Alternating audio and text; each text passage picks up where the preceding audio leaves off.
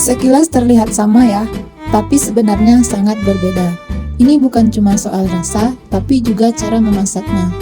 Ada rendang dari Indonesia, kuri dari India, masaman dari Thailand, dan rendang basah dari Malaysia. 4 hidangan ini dari negara yang berbeda-beda dengan ciri khas yang masing-masing. Yuk kita bahas satu-satu. Yang pertama, rendang. Rendang merupakan salah satu masakan khas Indonesia yang berasal dari Minangkabau, Sumatera Barat. Sekilas mungkin terlihat seperti hanya olahan daging berbumbu biasa, namun di balik tampilannya, rendang menyimpan proses memasak yang tidak sederhana.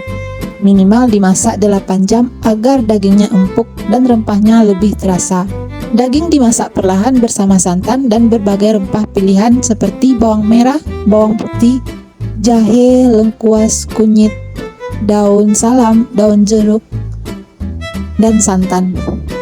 Seiring waktu, kuahnya menyusut sedikit demi sedikit hingga akhirnya mengering dan berubah menjadi bumbu yang pekat dan meresap sempurna ke dalam daging. Dari proses inilah tercipta warna yang lebih gelap, aroma yang khas, serta rasa yang gurih dan kaya rempah. Tekstur dagingnya pun menjadi empuk dengan lapisan bumbu yang terasa di setiap gigitan. Karena dimasak dalam waktu yang lama, rendang juga dikenal lebih tahan lama dibanding dengan masakan berkuah lainnya. Inilah yang membuat rendang tidak hanya sekedar hidangan, tetapi juga sebuah warisan kuliner dengan cita rasa yang begitu khas dan mendalam. Yang kedua ada kari India, berbeda dengan rendang. Kari adalah istilah umum untuk berbagai masakan berkuah yang berasal dari India. Sekilas mungkin terlihat mirip dengan rendang ya, sama-sama menggunakan rempah, namun sebenarnya keduanya sangat berbeda. Kari dimasak dengan berbagai bumbu seperti kunyit, jintan, dan ketumbar.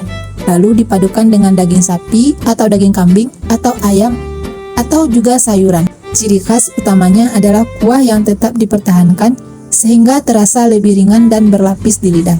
Sementara itu, rendang dimasak jauh lebih lama hingga kuahnya benar-benar menyusut dan mengering. Hasilnya adalah bumbu yang pekat menempel kuat pada daging dengan rasa yang lebih dalam dan intens. Jika kari terasa berkuah dan hangat, rendang justru kering, padat, dan kaya rasa di setiap gigitan.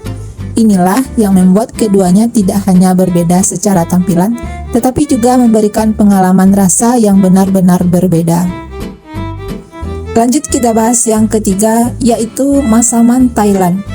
Nama masaman sendiri dipercaya berasal dari kata muslim atau musulman.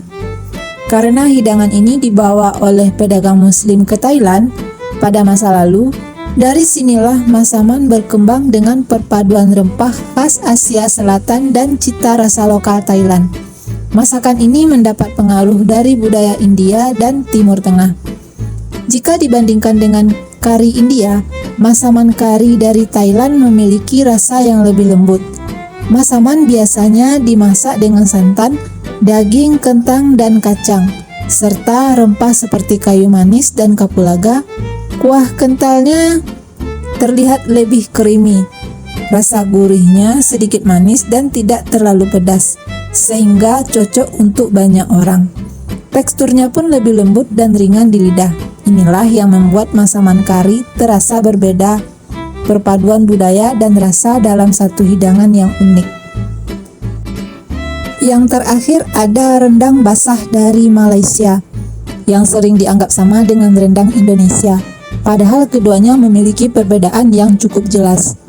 Jika rendang Indonesia dimasak dalam waktu lama hingga kering, rendang basah justru masih menyisakan kuah yang kental. Proses memasaknya tidak selama rendang kering Indonesia, sehingga teksturnya lebih lembut dan tidak terlalu pekat. Bumbu yang digunakan tetap kaya rempah dan santan, namun hasil akhirnya lebih ringan dengan warna yang cenderung lebih terang. Rasanya tetap gurih, tetapi tidak seintens rendang kering. Kuah yang masih ada juga membuat hidangan ini terasa lebih lembut dan sedikit lebih segar saat disantap. Berbeda dengan rendang Indonesia yang kering dan sangat pekat, rendang basah berada di tengah, tidak terlalu berkuah seperti kari, namun juga tidak sekering rendang. Inilah yang membuat rendang basah memiliki karakter sendiri dan rasa yang lebih ringan namun tetap kaya akan rempah. Sekilas memang terlihat mirip ya semuanya, Namun ternyata setiap hidangan memiliki ciri khas masing-masing. Mulai dari rendang yang kering hingga kari yang berkuah, semuanya menawarkan pengalaman rasa yang berbeda. Kalau menurut kamu, mana yang paling ingin dicoba dan mana yang paling disukai?